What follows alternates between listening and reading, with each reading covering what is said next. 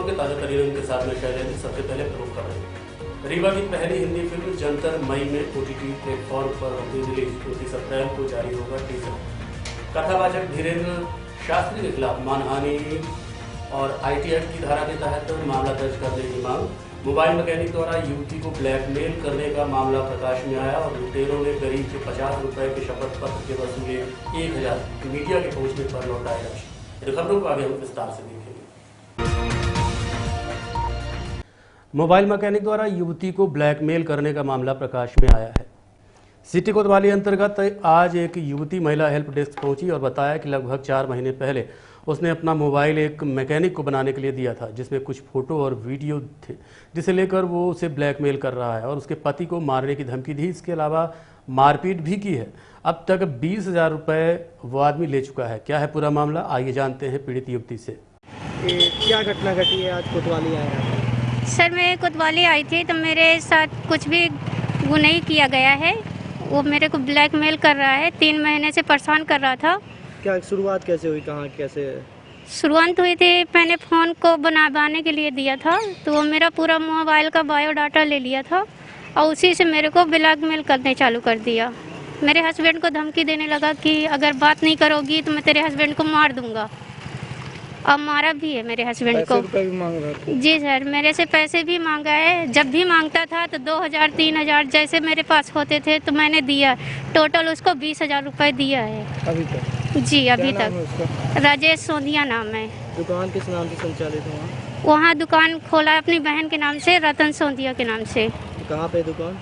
ये government school के बगल में एटीएम के पास है। तो कब की घटना है जब ये घटना है 8 तारीख की। अब अश्लील वीडियो फोटो भी वायरल कर रहे हैं? जी, मेरी उसी दिन 6 बजे 6:30 बजे मेरी फ़ोटो भी वायरल कर दिया है। बोला कि कंप्लेन वापस कर लो, नहीं मैं तेरी फ़ोटो वायरल कर दूंगा।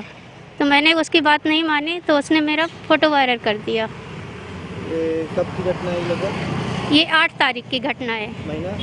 महीना चौथा अप्रैल। जी। ये फ़ोन कब बनवाने गई थी आप? मैं फ़ोन बनवाने काफ़ी दिन हो गए सर। मैं बात करती थी उससे, ऐसे मेरे हस्बैंड को ब्लैकमेल करने लगा कि अगर बात नहीं करोगी तो मैं ऐसे अपने हस्बैंड को बचाने के लिए मैं उससे बात करने लगी। रीवा की पहली हिंदी फिल्म जंतर मई में ओटीटी प्लेटफॉर्म पर उपलब्ध होगी, जिसका 29 अप्रैल को टीजर रिलीज किया जाएगा।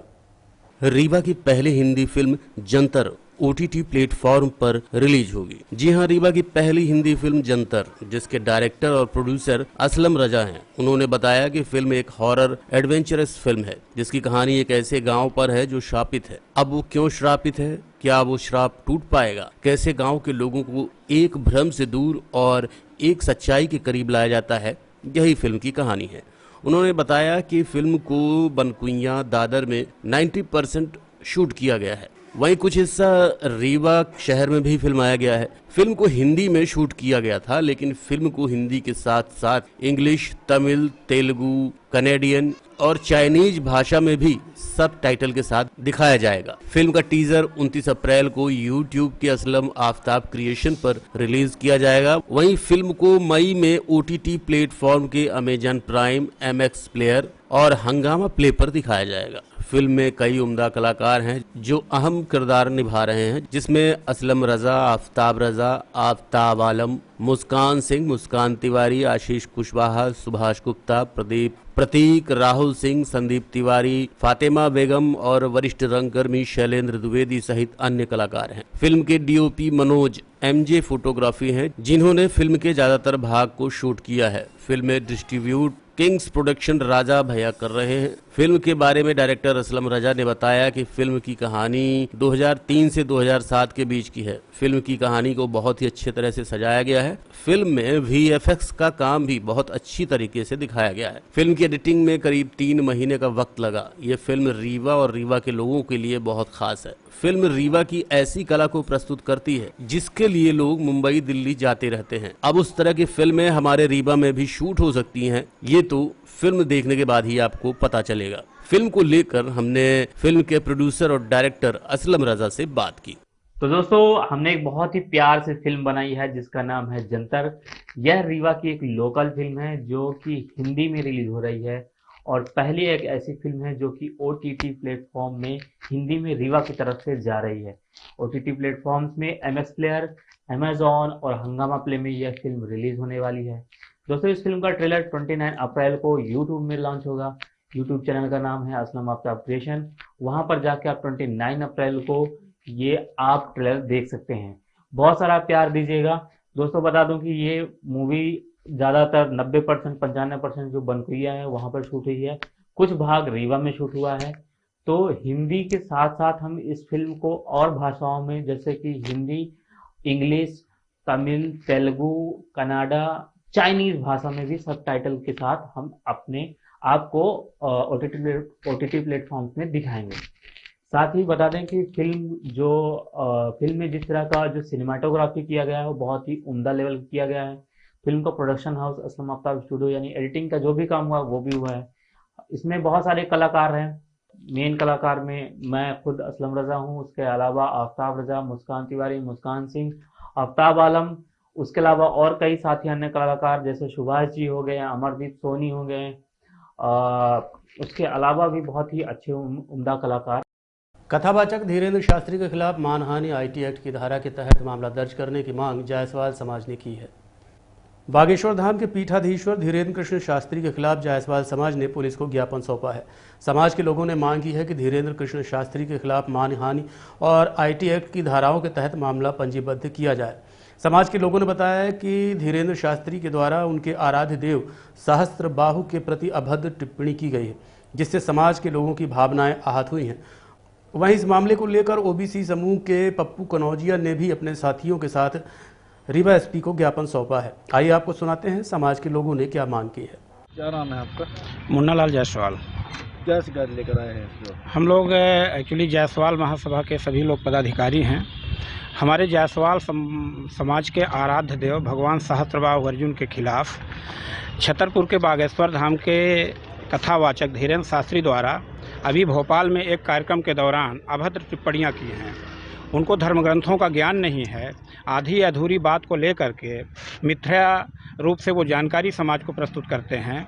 अपना धंधा चला रहे हैं, धंधा वो चलाएं, ठीक है, उसमें हम लोगों को कोई दिक्कत नहीं, लेकिन किसी समाज के खिलाफ अभद्र टिप्पणियां, जिनको धर्मग्रंथों में आप किसी भी धर्मग्रंथ में पढ़ेंगे, जहाँ भी सहस्त्रबाहु जी का उल्लेख है वहाँ भगवान के रूप में है।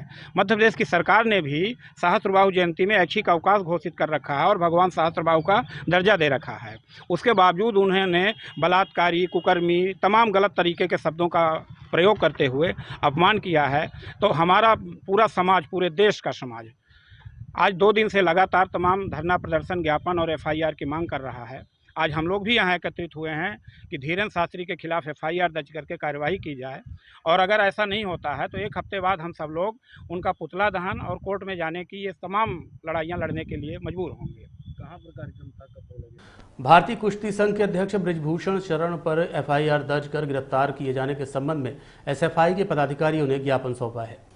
भारतीय कुश्ती संघ के अध्यक्ष BJP सांसद ब्रिजभूषण शरण पर ख्याति प्राप्त महिलाओं ने यौन शोषण का गंभीर आरोप लगाया है और FIR दर्ज कराने की मांग को लेकर दिल्ली के जंतर मंतर पर धरने में बैठी हुई हैं।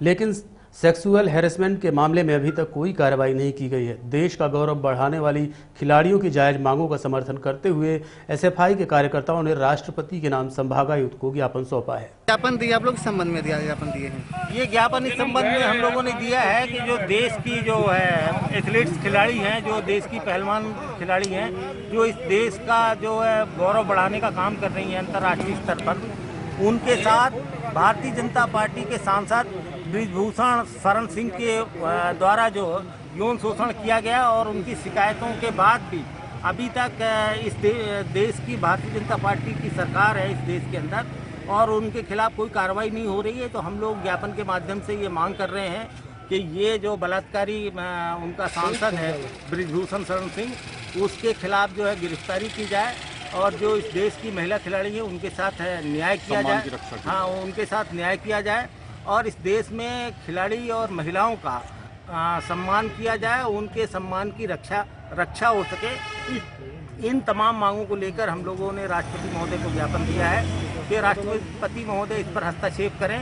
और ऐसे बलात्कारियों पर तुरंत कार्रवाई की जाए। क्या नाम है आपका? जोन नंबर 4 वार्ड क्रमांक 44 में विभिन्न स्थानों में आरसीसी नाली निर्माण का भूमि पूजन किया गया। नाली निर्माण कार्य का भूमि पूजन वार्ड के वरिष्ठ नागरिक डॉक्टर वीरेंद्र शर्मा द्वारा नारियल तोड़कर किया गया। ये नाली निर्माण करीब 70 लाख की लागत से होने वाला है। इस नाली निर्माण कार्य का भूमि पूजन किया गया। इस अवसर पर एमआईसी सदस्य धनेन्द्र सिंह बघेल, पूर्व पार्षद अमृतलाल मिश्रा, पूर्व पार्षद रामप्रकाश तिवारी, कांग्रेस सेवा दल प्रदेश सचिव अमित चतुर्वेदी, नगर निगम कार्यपालन यंत्री SL दहायक, सहायक यंत्री शुभम तिवारी, उप यंत्री नमिता सोनी, लल्लूलाल मिश्रा, रामलोटन मिश्रा, HP द्विवेदी, रमेश यादव, लखन शुक्ला, पुरुषोत्तम दास मिश्रा एवं वार्डवासी मौजूद रहे।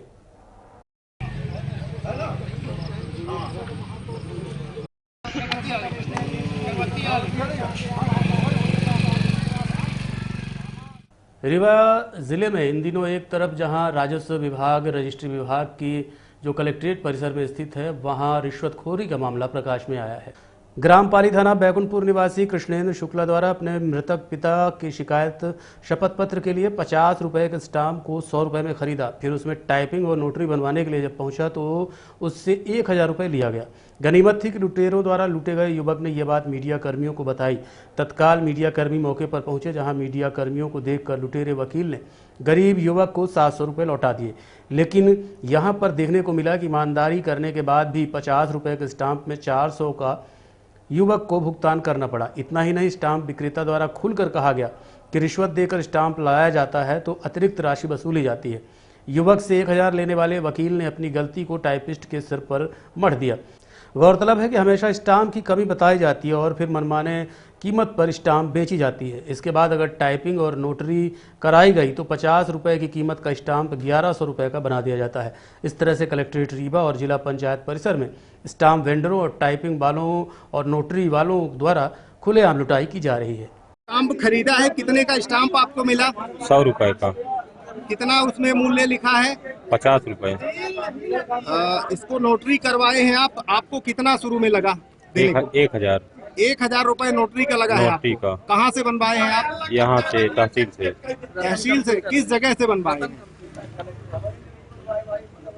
यहाँ पर मतलब कंप्यूटर में टाइप करवाए थे। हाँ। कंप्यूटर की दुकान पे?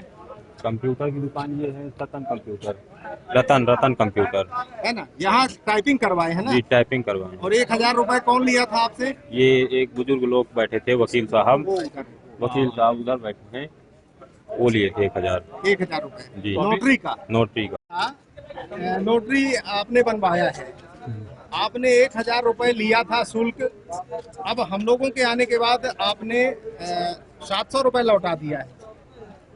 पहले 1000 किस आधार पर लिया गया था? अरे वो टाइप वाला बोला, टाइप वाला लिया था, बोला कि 1000 रुपए लेना है।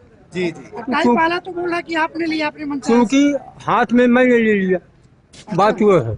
टाइप वाले ने बोला था ऐसा? हाँ, वही बोला था। क्या नाम है टाइप वालों का? रतन कंप्यूटर। तो 700 रुपए आपने किस आधार पर फिर वापस कर दिया? कौन बोला है आपको वापस करने के लिए? भाई वो RK सिंह जो है वो ले गए थे, वो अपने तरफ से कि बना दीजिए, बनवा दिए हम, और फिर वो बोला कि 1000 ले लीजिए। यहाँ गरीबों के साथ ऐसा ही होता होगा। अरे होते हैं, क्या करें। आप क्या करते हैं आप? अरे हम यही लिखा पढ़ी काम करते हैं। क्या शुभ नाम है आपका? एक आप स्टाम्प अपने लिए रखे थे, आप मना कर देते स्टाम्प नहीं देते? नहीं, आप ये जो स्टाम्प आपने दिया है इसका कितना रुपए शुल्क लगता है ये बताइए। 50 रुपए है। और आपने दिया कितने रुपए में? ये दिए आपने दिया कितने में? ये कि हमारे पास 2 हैं, एक आपको मैं 100 रुपए में आप अपने स्वेच्छा से दिए, आपसे जबरदस्ती मांगा नहीं। बातें मेरे पास एक है। अच्छा, वजह क्या है? मतलब कि ज्यादा कीमत पर देने की वजह आप क्या? लोग रिश्वत दे के लाइसेंस लेते हैं क्या? जी हाँ। अच्छा, रिश्वत लगती है तब आपको वेंडर का ये काम मिलता है। लाइसेंस मिलता है। इसके बाद मनमानी आप देते रहिए। हाँ। कोई नहीं, ठीक है ना। रिश्वत में जब वेंडर ही मिल रहा है तो बनी बात है, रिश्वत लेंगे। ट्रेजरी में भी पैसा लगता है, वहाँ से भी हम लोग पैसा देते हैं जी। और आप लोगों को शॉर्टेज भी बनी रहती है? शॉर्टेज भी बनी रहती है, वहाँ से मिलता ही नहीं। क्या शुभ नाम है बता दीजिए। देखते रहिए Rewa 24 news, city cable network. मिलते हैं छोटे से ब्रेक के बाद। हड्डी जोड़ एवं रीढ़ रोग तथा स्त्री रोग एवं प्रसूति रोग का इलाज एक ही छत के नीचे। विघ्नहर्ता hospital and trauma centre, hotel landmark के पास, रतहरा, रीवा। डॉक्टर संतोष सोनी, पूर्व चिकित्सक, बॉम्बे हॉस्पिटल, मुंबई, हड्डी जोड़ एवं रीढ़ रोग विशेषज्ञ, छोटे चीरे एवं दूरबीन विधि द्वारा हाथ तथा पैर की हड्डियों का ऑपरेशन, गठियाबात, जटिल एवं बिगड़े हुए फ्रैक्चर का बेहतर इलाज करते हैं डॉक्टर संतोष सोनी। विघ्नहर्ता हॉस्पिटल ट्रामा सेंटर में ही स्त्री एवं प्रसूत रोग विशेषज्ञ डॉक्टर शैलजा सोनी भी उपलब्ध हैं, जिनकी देखरेख में नॉर्मल डिलीवरी, सिजेरियन ऑपरेशन एवं बच्चेदानी से संबंधित ऑपरेशन की बेहतर सुविधा। संतानहीन दंपत्ति तत्काल संपर्क करें। विघ्नहर्ता hospital and trauma centre, hotel landmark के पास, रतहरा, रीवा।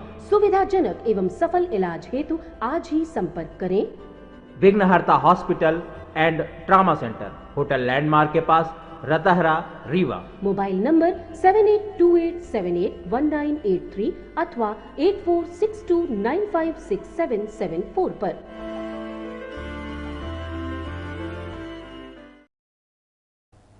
देश के प्रधानमंत्री नरेंद्र मोदी 30 अप्रैल को 11 बजे मन की बात करने वाले हैं, जिनके मन की बात का 100वां संस्करण प्रसारित होने जा रहा है, जिसको लेकर सांसद जनार्दन मिश्रा ने प्रेस वार्ता का आयोजन किया।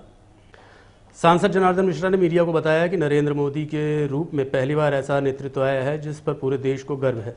प्रधानमंत्री जो कहते हैं वो करके दिखाते हैं। नरेंद्र मोदी के नेतृत्व में भारत का विश्वास ज़्यादा है। ये केवल एक नारा नहीं, बल्कि प्रधानमंत्री ने अपने काम से इस नारे को साकार करने का काम किया है। सांसद जनार्दन मिश्रा ने बताया कि उन्होंने देश की युवा पीढ़ी की क्षमता को पहचान कर उसी के आधार पर आत्मनिर्भर भारत का संकल्प लिया है, जो अब साकार हो रहा है। कोरोना के प्रबंधन में सहायता करने का कार्य किया कि किन किन परिस्थितियों में मन की बात नहीं, देश के आम जनों का मनोबल बढ़ाने में सहयोग रहा है। सांसद जनार्दन मिश्रा ने आम लोगों से अपील की है कि वो इस एपिसोड को उत्सव के रूप में मन लगाकर सुना करें तथा जन सेवा के माध्यम से देश के निर्माण में लगे व्यक्तियों समूह की पहल से प्रेरणा प्राप्त कर सके। सभी पत्रकार बंधुवर, जैसा कि आप सभी को मालूम है कि प्रधानमंत्री जी मन की बात लगातार कर रहे हैं और इनका ये कार्यक्रम महीने की आखिरी तारीख को, आखिरी रविवार को होता है। इस वर्ष इस महीने का भी रविवार 30 अप्रैल को हो रहा है और ये 100वां संस्करण है उनका, और ये आज तक का रिकॉर्ड है किसी भी राजनेता का लगातार इस तरह से जनसंवाद इतने वर्षों तक लगातार होना अपने आप में भी एक रिकॉर्ड है। आज तक किसी भी देश के सर्वोच्च पद पर प्रतिष्ठित किसी भी शासनाध्यक्ष का इतना बड़ा संबोधन लगातार नहीं हुआ। और इस कार्यक्रम में केवल ये संबोधन से ही नहीं, इसको पूरे देश में लगभग 100 करोड़ लोग इसको जानते हैं। इस संस्करण के बारे में इनको अच्छी तरह से मालूम है, 100 करोड़ लोगों ने लगभग सुना है। और इस मन की बात के में वो कोई राजनीति की बात नहीं करते, समाज से जुड़े हुए मुद्दों को उठाते हैं और समाज के लिए जो कोई व्यक्ति, समूह या संस्था एक अनोखा प्रयास करते हैं, उनका उल्लेख वो हमेशा अपने मन की बात के कार्यक्रम में करते हैं। और इसकी वजह से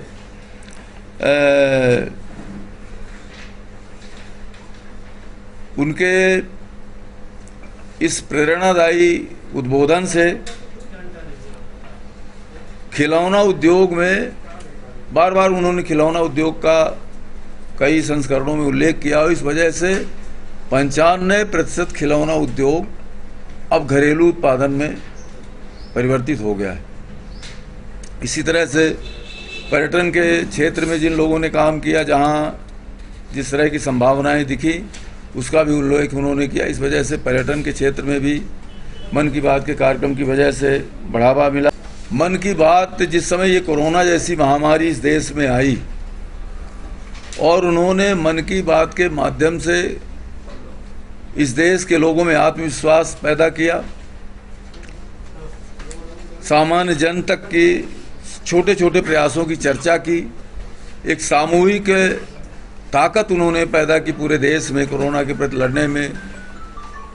ऑक्सीजन का जिस समय क्राइसिस हुई तो उस समय जिन रेलवे के पायलटों ने, ट्रक ड्राइवरों ने, वायुयान के पायलटों ने जिस तरह से अनवरत परिश्रम करके दिन रात जग के ऑक्सीजन आपूर्ति में सहयोग किया, और उन्होंने निजी तौर पर ट्रक ड्राइवर से, रेलवे के पायलट से और वायुयान के पायलटों से निजी चर्चा की, उनसे बात की और उसके प्रयासों को पूरे देश, मन की बात के माध्यम से पूरे देश के सामने उजागर किया।